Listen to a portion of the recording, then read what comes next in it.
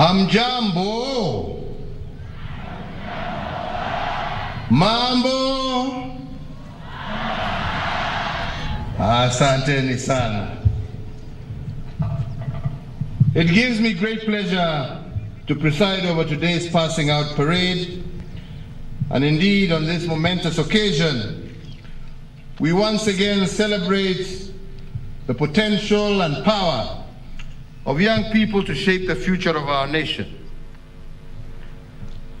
As we graduate today, 9,464 young men and women who have completed their National Youth Service training, and they join the over 130,000 who have achieved the same during my presidency.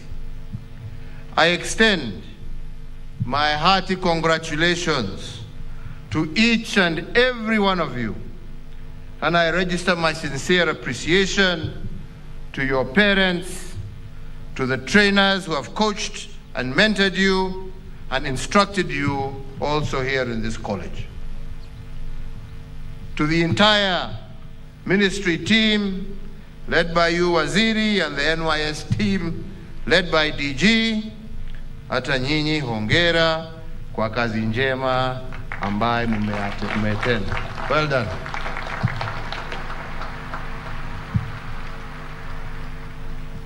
Ladies and gentlemen, in my first year in office, I repositioned this institution as a key pillar of our strategy for capacity building of our youth, so that they may contribute more effectively to nation building. Truth be said, that the journey has not always been smooth or easy. But today I'm glad to note that with the support of the ministry and the reorganization that has taken place, we are now able to have a stewardship of senior management of NYS who have achieved a most remarkable turnaround. Hongera. I must also, at this juncture, thank the Council for their invaluable work in supporting this institution to become what it is today.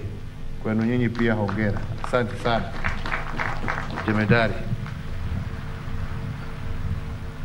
The transformation of the service has resulted in many great achievements. And just to highlight a few of these, the annual youth enlistment in NYS has increased tremendously from 4,000 in 2013 to 30,000 at present, resulting in a total of 118,189 youth recruited from all sub-counties across the country. This number, if compared to the number of youths the service had recruited between 1964 and 2012, is exactly the same. So in the shorter period, we have had exactly the same number of young men and women who have gone through these gates, and we are very proud of this fact. This meteoric rise in the number of recruits joining NYS, coupled also with the enhanced standards of training that have been introduced, have been critical in safeguarding the social economic interests of Kenya and our youth as contained in our development blueprints. It has, in addition, expanded opportunities for thousands of young people, most of whom would not have had the resources to acquire the skills and training offered by NYS. So, ladies and gentlemen, as we look into the future, we must continue to reposition our National Youth Service training institutions as centers of excellence that prepare graduates for the demands of a future where ICT and the digital economy will take center stage. And NYS must therefore seize opportunities within this fourth industrial revolution by incorporating into its curriculum artificial intelligence, robotics, the Internet of Things, 3D printing, genetic engineering, quantum computing, nanotechnologies, to name but a few. But this must not compromise on the excellence in NYS's traditional areas of strength. And indeed, since 2013, we have engaged over 100,000 servicemen and women to undertake programs of national interest, which have had positive impacts in the social economic space of our country. For instance, under the Youth Empowerment Program, through this service, we were able to add 557 kilometers of rural access roads to Maram standard in various parts of the country. And today, I am informed that you are now moving into building and constructing tarmac roads. Hongera.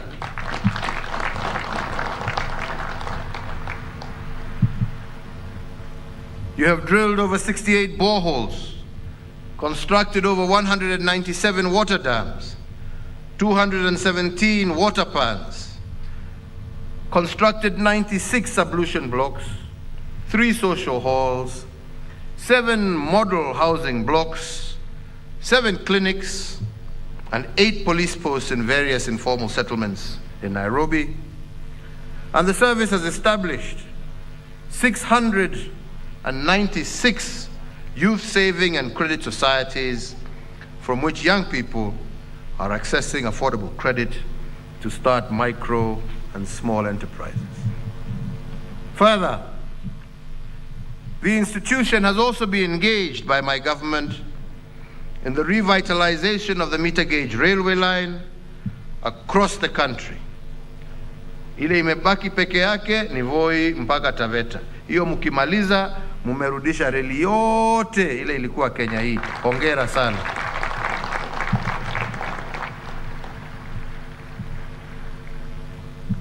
You participated in the control of the desert locusts in 13 counties across our country.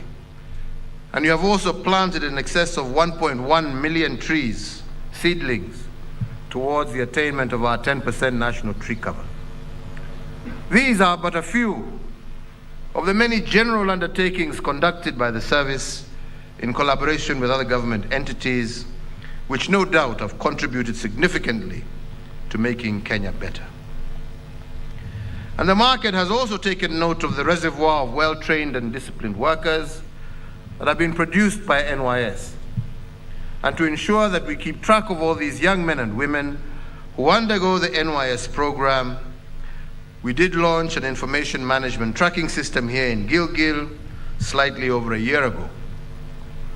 This system has been instrumental in keeping track of servicemen and women from the time of their recruitment through to admission into the paramilitary training, deployment to the national service, enrollment in technical and vocational training, up to job placement. I am indeed happy to note that this system has made it much easier for the service to process requests from potential employers wherever there are job openings. And I am most pleased to state that even the government has upscaled the absorption of NYS servicemen and women into the discipline services and other public and private agencies. I am glad that after my directive of last year, the administration has secured 2,649 job placements for NYS graduates, and of these, KDF and the National Police Service have recruited 500 each. Kenya Prisons has absorbed 61, while the Kenya Airports Authority has concluded interviews for 200 whom they intend to employ. This does not include the 700 who have already been employed by NYS itself. Tena hiyo hongera. Asante sana. So today we urge every employer in Kenya to take note of the comparative advantage and the competitive advantages enjoyed by NYS graduates and to accord them preference in employment.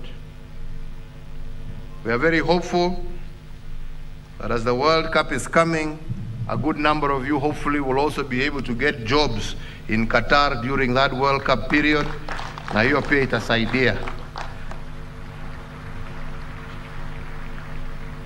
So ladies and gentlemen, as I conclude once again, let me recognize and thank all those who have made this event of today a reality. Let me thank all those who have been involved in making NYS what it is today. And once again, to also thank the parents and families who have offered steadfast support to these graduates, the staff who took them over here and the trainers, and to all of you, tunasema asanteni sana. To you who are passing out today, congratulations, and I trust that you will take the skills, practices, attitudes, as well as the values that you have garnered from your training and use them to forge a brighter future for yourselves, for your families, for your communities, and for Kenya at large. Mungu awabariki, Mungu awalinde kutoka leo mkienda sasa kuanza kutekeleza kazi zenu mbalimbali.